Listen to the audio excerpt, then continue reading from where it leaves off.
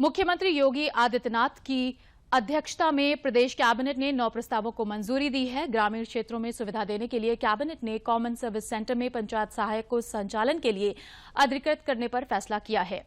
पूरे प्रदेश में 18,000 ग्राम सचिवालय बनाए गए हैं, जिनमें पंचायत सहायकों की नियुक्ति की गई है। बेसिक शिक्षा विभाग के स्कूली बच्चों को डायरेक्ट बेनिफिट ट्रांसफर यानी कि डीपीटी के माध्यम से 1,200 रुपए की धनराशि खाते में दी जाएगी। इससे पहले डीपीटी के जरिए 1,100 रुपए दिए जा रहे हैं। बेसिक स्कूल के छात्रों को यूनिफॉर्म, कॉपियां और पेंसिल कटर मुफ्त मिलेंगे। आजादी के अमृत महोत्सव के संबंध में प्रदेश कैबिनेट में 4.5 करोड़ झंडों की व्यवस्था कराने के प्रस्ताव को मंजूरी दी गई है। गांव में सुविधाएं, सेवाएं देने के संबंध में है। मंत्रिपरिषद ने निर्णय लिया है कि जो ग्रामीण क्षेत्रों में सचिवालय बने हैं, बहुउद्देशीय पंचायत भवन, उनके सुदृढ़ीकरण एवं उनके माध्यम से दी जाने वाली सेवाओं के संबंध में जो प्रस्ताव प्रस्तुत किया गया है, इसके अंतर्गत सेंटर फॉर ई गवर्नेंस, सूचना प्रौद्योगिकी एवं इलेक्ट्रॉनिक्स विभाग के द्वारा चयनित जिला सेवा प्रदाता के माध्यम से ग्राम पंचायतों में कार्यरत पंचायत सहायक जनसेवा केंद्र के संचालक के रूप में अधिकृत होंगे। साथ ही जनसेवा केंद्र ई डिस्ट्रिक्ट पोर्टल के माध्यम से दी जाने वाली समस्त सेवाएं 14 उन सेवाओं को सम्मिलित करते हुए जो वर्तमान में ई डिस्ट्रिक्ट पोर्टल पर उपलब्ध नहीं है, परंतु कालांतर में आईटी एवं इलेक्ट्रॉनिक विभाग के द्वारा उपलब्ध कराई जाएंगी। डीबीटी के माध्यम से जो धनराशि बच्चों तक पहुंचाई जाती है, इस वर्ष हम सब लोग जो 1,100 रुपए की धनराशि पिछले वर्ष तक दी जाती थी, उसमें 100 रुपए की वृद्धि करके 1,200 रुपए की धनराशि इस वर्ष बच्चों के खाते तक पहुंचाने का प्रस्ताव रखा गया था, जिसके अंतर्गत बच्चों को uniform, 2 uniform, 1 sweater, 1 school bag, 1 जूता, 1 पेयर जूते और 2 जोड़ी मोजे, स्टेशनरी के अंतर्गत जो बढ़ाया गया इस बार 4 कॉपियां, 2 पेंसिल, 2 पेन, 2 कटर और 2 रबड़ की व्यवस्था बेसिक शिक्षा विभाग के अंतर्गत बनाई गई। और इस वर्ष पिछली वर्ष 1,56,28,171 छात्रों को डीबीटी के माध्यम से पैसा पहुंचाया गया था और इस वर्ष हम लोगों ने 2 करोड़ का लक्ष्य लिया है और 1,91,00,000 हमारे छात्र अभी तक नामांकित हो चुके हैं। और पिछली वर्ष जो व्यवस्था थी वो अभिभावकों के आधार को वेरीफाई किया गया था, उनके खातों में पैसों को पहुंचाया गया था। इस वर्ष हम सब लोगों ने छात्रों को भी उनके आधार के संग वेरिफिकेशन, छात्रों का भी आधार बनवा करके इस बार इस प्रक्रिया को अपनाया गया और इस वर्ष 2,225.60 करोड़ रुपए की धनराशि डीबीटी के माध्यम से छात्रों तक पहुंचाने की व्यवस्था बनाई गई है। मुख्यमंत्री योगी आदित्यनाथ ने लोक भवन में मंत्रिपरिषद के सदस्यों के साथ पीएम गति शक्ति नेशनल मास्टर प्लान के प्रदेश में प्रगति की समीक्षा की। उन्होंने कहा कि यह योजना ईज ऑफ डूइंग बिजनेस और ईज ऑफ लिविंग के प्रयासों की श्रृंखला में अत्यंत उपयोगी है। मुख्यमंत्री ने कहा कि पीएम गति शक्ति के माध्यम से विभिन्न मंत्रालयों एवं विभागों की सभी वर्तमान तथा भावी कार्रवाई को एक केंद्रीकृत पोर्टल में सम्मिलित किया जाएगा। उन्होंने कहा कि इसके तहत परियोजनाओं की प्राथमिकता भी तय होगी और मास्टर प्लान बनाने के साथ ही परियोजनाओं की रियल टाइम मॉनिटरिंग भी संभव हो सकेगी। मुख्यमंत्री ने कहा कि पीएम गति शक्ति के सफल क्रियान्वयन से सभी जमीनी स्तर पर काम तेजी लाने, लागत में कमी करने और रोजगार सृजन में मदद मिलेगी। और प्रधानमंत्री नरेंद्र मोदी के लगातार 20 साल तक मुख्यमंत्री और प्रधानमंत्री के रूप में सफलतापूर्वक काम करने को लेकर प्रदेश में मोदी एट 20 कार्यक्रम का आयोजन किया जा रहा है। इसी क्रम में अलीगढ़ में उप मुख्यमंत्री केशव प्रसाद मौर्य ने मोदी एट 20 कार्यक्रम में प्रतिभाग किया। उप मुख्यमंत्री ने अलीगढ़ के विकासखंड धनीपुर के ग्राम रोहिना सिंहपुर में स्थापित अमृत सरोवर का उद्घाटन किया। उन्होंने कहा कि पूरी दुनिया में प्रधानमंत्री नरेंद्र मोदी एक ऐसे शासक हैं जिन्होंने लगातार 20 वर्षों में जनप्रतिनिधि रहते हुए एक भी दिन का अवकाश नहीं लिया। उन्होंने सही मायने में अपना जीवन राष्ट्र को समर्पित किया है।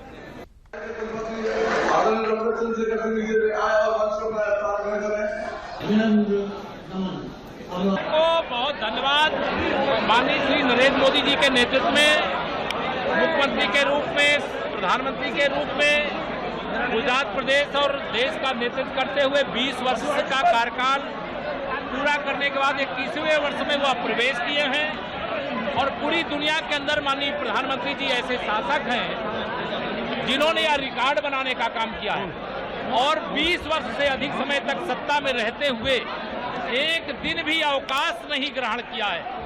ऐसे नेतृत्व करने वाले हमारे माननीय प्रधानमंत्री श्री नरेंद्र मोदी जी का लक्ष्य भारत माता के लिए है, भारतवासियों के लिए। तेरा वैभव अमर रहेगा, हम दिन चार रहे न रहे, इस भाव से भरे रह करके राष्ट्र देवता के चरणों में अपने आप को समर्पित करते हुए और करोड़ों लोगों को आज अगर कोई समाज सेवा, देश सेवा के लिए आदर्श के रूप में मानता है, देश के करोड़ों करोड़ लोग वह मोदी जी को मानता है, मैं भी उन्हें यही आदर्श मानता हूं।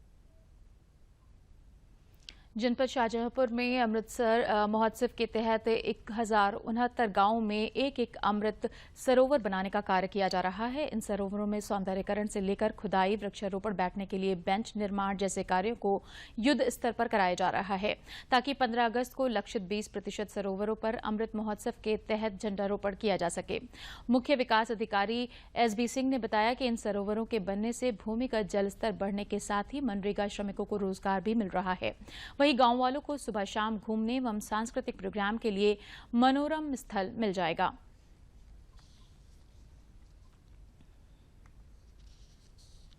और हमारा ही गांव में, रोहसर गांव में, यहाँ तालाब बन रहा है और इसकी वजह से गांव की सुंदरता बढ़ रही है और हमें कहीं बाहर भी नहीं जाना पड़ रहा। यही रोजगार मिल रहा, 213 रुपये मिल रहे हैं रोज के, 7वें दिन पेमेंट हो जाती है। हम लोग इससे बहुत खुश हैं, कहीं बाहर नहीं जाना पड़ रहा। 7वें दिन पैसा मिल जाती है, आराम से काम कर रहे हैं, परेशानी नहीं है साहब, कोई ही तकलीफ है नहीं है। हर ग्राम पंचायत को कम से कम एक अमृत सरोवर बनाना है। 15 खंड विकास हैं और 15 विकास खंडों में प्रत्येक विकास खंड में 3-3 अमृत सरोवर बनाए जाने हैं और जिला पंचायत को 6 अमृत सरोवर बनाने हैं। तो इस तरह से ये कुल टारगेट है जो उनके द्वारा किया जाना है। और हमारे वहाँ जो 1069 हैं, इनके 20% हम 15 अगस्त को फ्लैग होस्टिंग करके इनाग्रेट। बाराबंकी जिले में जल जीवन मिशन के तहत हर घर नल योजना से ग्रामीणों को स्वच्छ पेयजल मिल रहा है। जनपद के ग्रामीण इलाकों में पीने के पानी के लिए ग्रामीणों को पानी नदी, नालों एवं दूर जाकर हैंडपंप से लाना पड़ता था, लेकिन अब प्रधानमंत्री की महत्वाकांक्षी योजना जल जीवन मिशन से लोगों के घरों तक जल पहुंच रहा है। घरेलू कामकाज के साथ दूसरी जरूरतों के लिए घर पर पानी मिलने से ग्रामीण अंचल की महिलाओं को बड़ी राहत मिली है। बाराबंकी जिले में जल जीवन मिशन के तहत पहले चरण की योजना पूरी होने तक 48 राजस्व ग्रामों के माध्यम से करीब 1,20,000 घरों तक पानी पहुंचाया जा चुका है।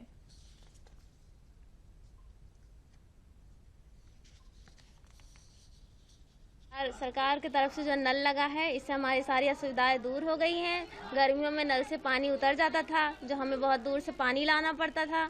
हमारे पूरे गांव में सरकारी नल लग गया है, जिससे लोगों की असुविधाएं दूर हो गई हैं। ये सरकार का बहुत ही अच्छा कार्य है। हमारे यहाँ पानी की बहुत समस्या थी, हम बड़ी दूर से पानी लेके आते थे और हमारे यहाँ टोटी लग गई है हर गांव में, सबके घरों में। अब पानी बढ़िया आ रहा है, अच्छा है। हमारे यहाँ मनइयों को, जानवरों को बहुत दिक्कत हो रही थी पानी पीने में, गर्मियों में तो ज़्यादा ही हो रही थी। हमारी सारी समस्या दूर हो गई है। हम सरकार को बहुत बहुत धन्यवाद। हमारे गांव में पानी की बहुत किल्लत थी, हैंडपंप जो लगे हुए थे वो काफ़ी दूर थे और पानी गर्मियों में उतर जाता था, इससे बहुत प्रॉब्लम हो रही थी। अब जल जीवन मिशन के तहत ये टोटियां लग गई हैं, जिससे हमें बहुत सुविधा है। इसका पानी भी अच्छा आ रहा है और काफ़ी खुशी है हमें इस जल जीवन मिशन से, जिससे हम प्रधानमंत्री जी को धन्यवाद देना चाहते हैं। हर घर नल योजना के तहत जनपद बाराबंकी में कार्य कराया जा रहा है। इसमें फेज़ 1 में रेट्रोफिटिंग के कार्य थे, जिसमें 49 में से 48 काम कंप्लीट हो गए हैं। फेज़ 2 में जो फर्म चयनित हुई है, गायत्री फर्म चयनित हुई है, उनको 83 जगह पर काम कराना था। सभी में उन्होंने भूमि प्राप्त कर ली है। TPRs कंटिन्यूसली आ रहे हैं, प्रोसेस काफ़ी तेज़ी से हो रहा है। फेज़ 3 में भी 3 फर्म्स चयनित हुई हैं, उनके द्वारा अभी भूमि चिन्हांकन का कार्य बहुत तेज़ी से प्रगति पर है, बहुत जल्दी वो भी कंप्लीट करा लिया जाएगा। आजादी के अमृत महोत्सव के तहत अयोध्या में भी बिजली महोत्सव मनाया गया। केंद्र और प्रदेश सरकार की विभिन्न योजनाओं और इनसे लोगों के जीवन में आए परिवर्तन पर आधारित डॉक्यूमेंट्री भी दिखाई गई। ऊर्जा मंत्रालय का उज्ज्वल भारत उज्ज्वल भविष्य कार्यक्रम के अंतर्गत आयोजित बिजली महोत्सव कार्यक्रम की अध्यक्षता सांसद लल्लू सिंह ने की। कार्यक्रम में डॉक्यूमेंट्री के जरिए बिजली बचाने के महत्व पर प्रकाश डाला गया। इसके अतिरिक्त सरकार की ऊर्जा क्षेत्र से जुड़े विभिन्न योजनाओं की जानकारी दी गई। कार्यक्रम में 100% विद्युतीकरण और विद्युत वितरण समस्या में सुदृढ़ीकरण को दर्शाने के लिए लोगों को जागरूक किया गया। कार्यक्रम में one nation one grid, Akshay ऊर्जा, क्षमता निर्माण व एनटीपीसी की क्षमता विस्तार और विद्युत उपभोक्ता के अधिकारों से जुड़ी जानकारी भी दी गई। उसके बारे में लोगों को जागरूक करना और जो लाभार्थी परक योजना है उसके बारे में बताना और कन्वर्जेंस की जो स्कीम्स है इलेक्ट्रिसिटी डिपार्टमेंट की और एग्रीकल्चर डिपार्टमेंट की कन्वर्जेंस की स्कीम्स है उसमें हम लोग को उनको बारे में बताना और इसमें एनटीपीसी का सहयोग रहा है। एनटीपीसी जो टांडा है यूनिट है उसने भी सहयोग किया था। इसमें इलेक्ट्रिसिटी डिपार्टमेंट्स हमारे हैं उन्होंने सहयोग किया था और विभिन्न नुक्कड़ नाटक और वीडियो के माध्यम से जो सरकार की योजनाएं हैं उसको प्रदर्शित करना, लोगों को जानकारी देना कि कैसे आप योजनाओं का लाभान्वित हो सकते हैं, यही मुख्य उद्देश्य था। विकास खंड पर आजादी के अमृत महोत्सव के अंतर्गत बिजली महोत्सव का आयोजन किया गया। कार्यक्रम में एक डॉक्यूमेंट्री फिल्म प्रदर्शित की गई। वहीं लोकगीत के माध्यम से भी बिजली विभाग की उपलब्धियों को बताया गया। इस अवसर पर जिला पंचायत अध्यक्ष पूनम मौर्य ने कहा कि कार्यक्रम का मुख्य उद्देश्य सरकार द्वारा ऊर्जा के क्षेत्र में किए गए कार्यों को आम जन तक पहुंचाना है और इसके साथ ही लोगों को ये बताना है कि वो किन किन तरीकों को अपनाकर बिजली की बचत कर सकते हैं। वहीं बिजली विभाग के अधीक्षण अभियंता दीपक अग्रवाल ने सरकार द्वारा 2014 के बाद से बिजली व्यवस्था के सुधार में किए गए कार्यों के बारे में बताया। आपको बता दें, कुसुम योजना यानी कि किसान ऊर्जा एवं उत्थान महाअभियान, जिसके अंतर्गत किसानों को सोलर पंप लगवाने के लिए भैया 30% की सब्सिडी राज्य सरकार से और 30% की सब्सिडी केंद्र सरकार से दी जा रही है।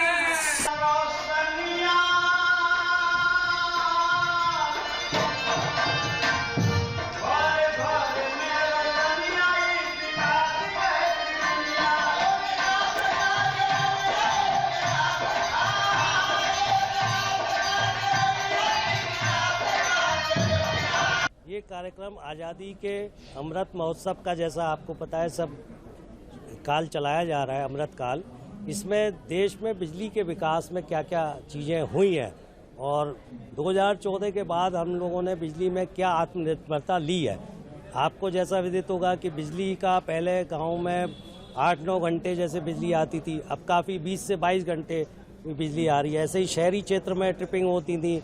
ये सब चीज़ों को जोड़ते हुए कि बिजली में क्या क्या मूलभूत सुविधाएं बढ़ाई गई हैं और ऐसे ही उपभोक्ताओं के लिए भी जैसे बिजली कनेक्शन ऑनलाइन कर दिए गए हैं, उनकी जो परेशानियां थी उनको दूर करने के लिए यही हमारे इसी बेस पे हम कुछ फिल्म दिखा रहे हैं जो कि कैसे कैसे विकास होगा इसमें, जो बिजली का विकास हुआ है। और कुछ नुक्कड़ नाटक का भी आयोजन है जो ये बताएंगे कि हम लोगों के गांव में क्या क्या सुविधा हुई है।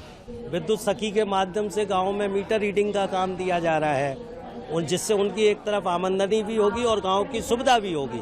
आज के कार्यक्रम से बिजली विभाग और उनके अधिकारियों को, जो उनके कर्मचारियों को और ऊर्जा मिलेगी ताकि जो भी कार्य हैं, जो रह गए हैं, जो जहां तक अभी नहीं पहुंची बिजली, वहां पहुंच जाए। और एक अच्छा प्रयास है और एक ऐसा कार्यक्रम है ताकि लोगों को भी पता चले, लोग जागरूक हों। और बिजली, मैं कहती हूँ कि हम जहाँ तक बिजली हम लोगों को मिल रही है, लेकिन हम लोग का भरपूर प्रयास भी रहना चाहिए कि हम लोग बिजली का नुकसान न करें, उसकी बचत करें, ताकि उन क्षेत्रों में जहाँ बिजली नहीं पहुँच पाई है वहाँ भी बिजली पहुँच पाए।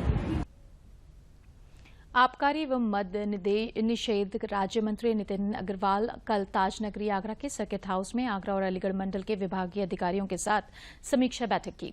नितिन अग्रवाल ने कहा कि समीक्षा बैठक में क्या राजस्व की प्राप्ति हुई है और क्या लक्ष्य निर्धारित किया गया है, इस बारे में मंथन किया गया।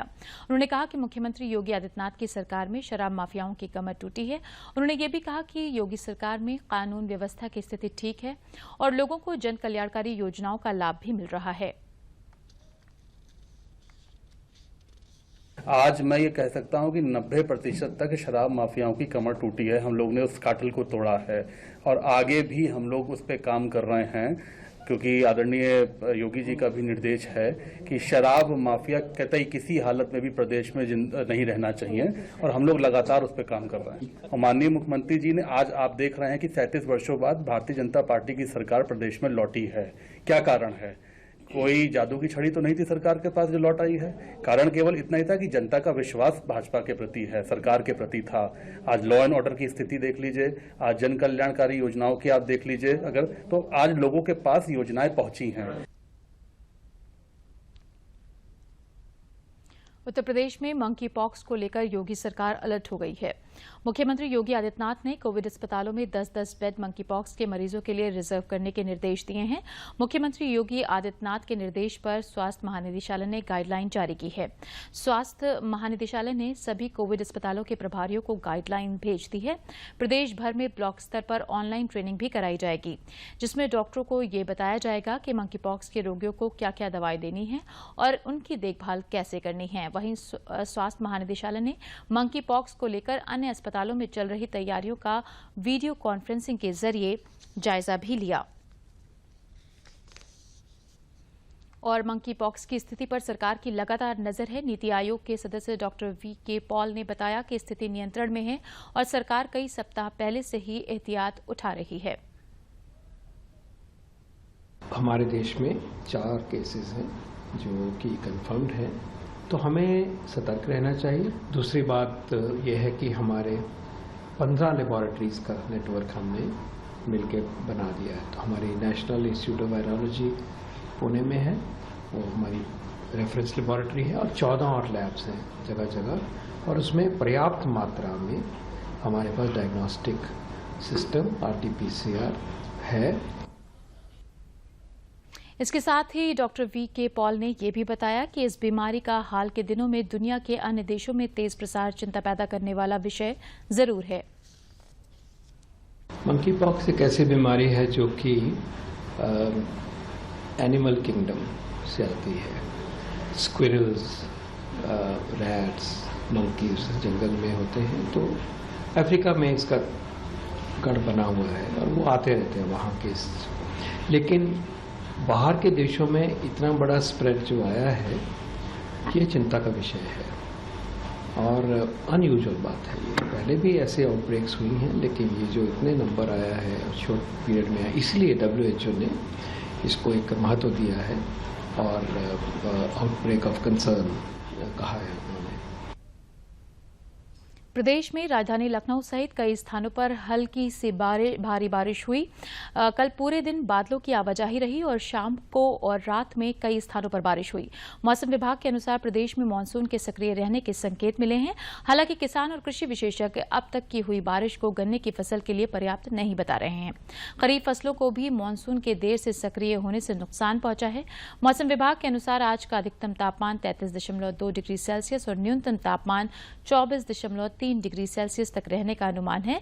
मौसम विभाग ने आज भी बादलों की आवाजाही बनी रहने और 2 से 3 बार बरसात होने के आसार बताए हैं।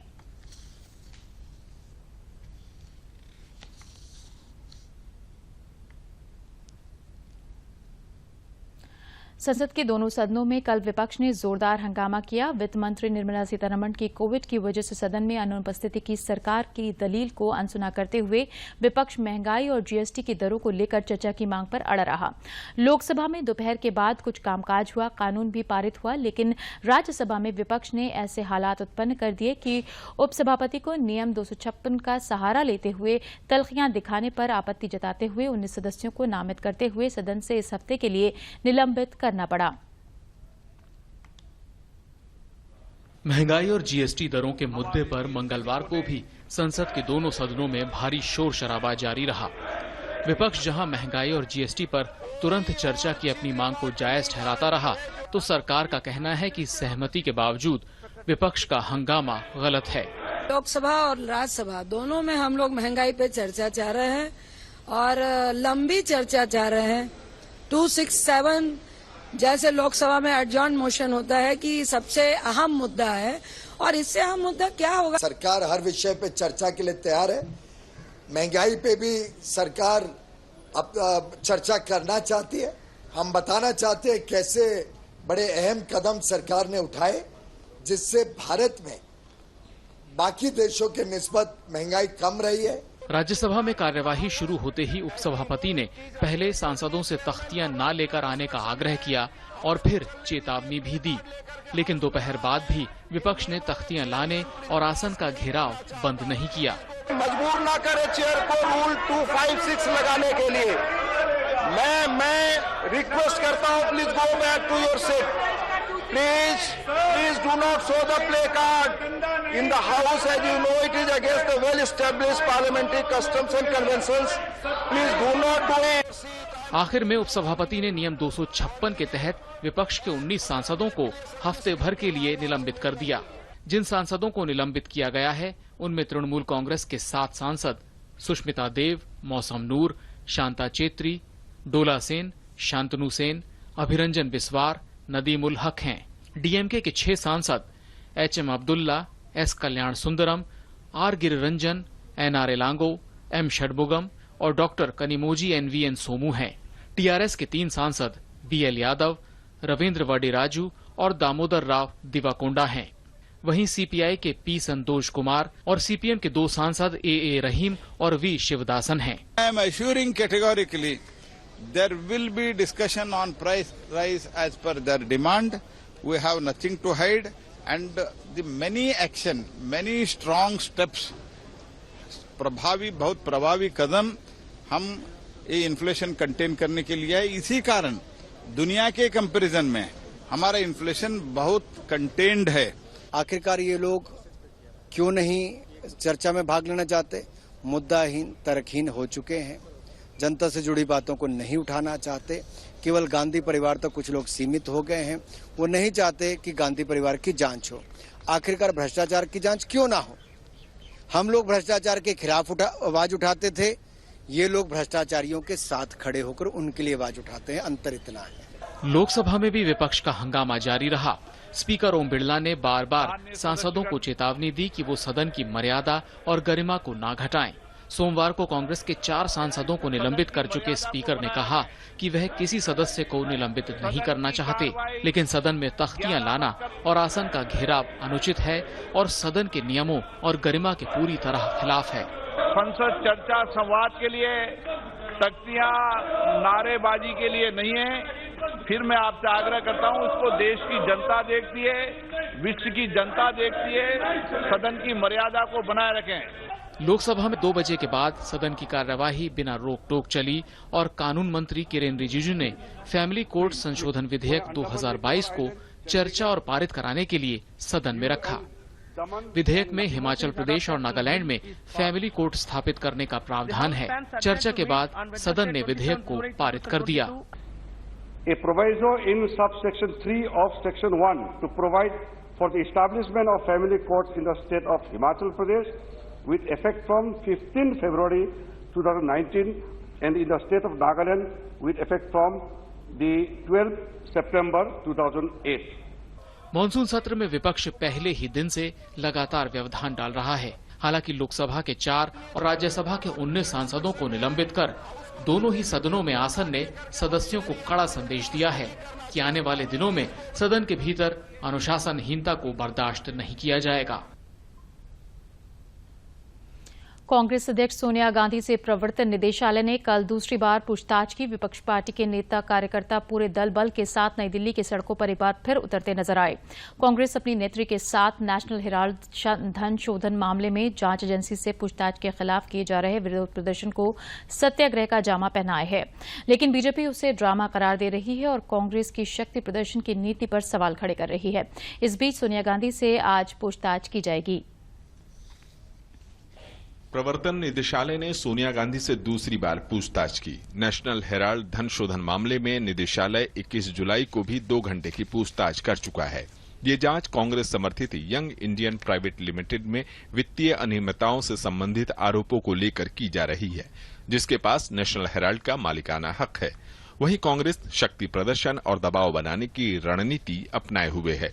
पहले की तरह ही आज भी गुवाहाटी से महाराष्ट्र तक पूरे देश में कांग्रेस कार्यकर्ताओं ने विरोध प्रदर्शन किया। दिल्ली में राजघाट सहित कई जगह कांग्रेस कार्यकर्ताओं को पुलिस ने प्रदर्शन करने से रोका। दिल्ली पुलिस ने धारा 144 प्रभावी होने की वजह से राहुल गांधी सहित कई कांग्रेसी नेताओं को हिरासत में लिया, जिन्हें किंग्सवे कैंप ले जाया गया। कांग्रेस ने सरकार पर ईडी और सीबीआई जैसी संस्थाओं के गलत इस्तेमाल के आरोप लगाए हैं। वहीं दावा किया है कि वे पूछताछ में सहयोग कर रहे हैं। ये कहना कि अगर कुछ छिपाने को नहीं तो हम पूछताछ से क्यों डर रहे हैं? कौन डर रहा है पूछताछ से? केस में कुछ दम नहीं है और लगातार हर बात का जवाब भी दिया जा रहा है, लेकिन इन एजेंसीज का दुरुपयोग हो रहा है और सैद्धांतिक रूप से इसका विरोध कर रहा है। दिल्ली स्थित प्रवर्तन निदेशालय कार्यालय में 2.5 घंटे की पूछताछ के बाद कांग्रेस के अंतरिम अध्यक्ष सोनिया गांधी लंच ब्रेक पर गई। उसके बाद वे तकरीबन 3:30 बजे वापस निदेशालय पहुंची।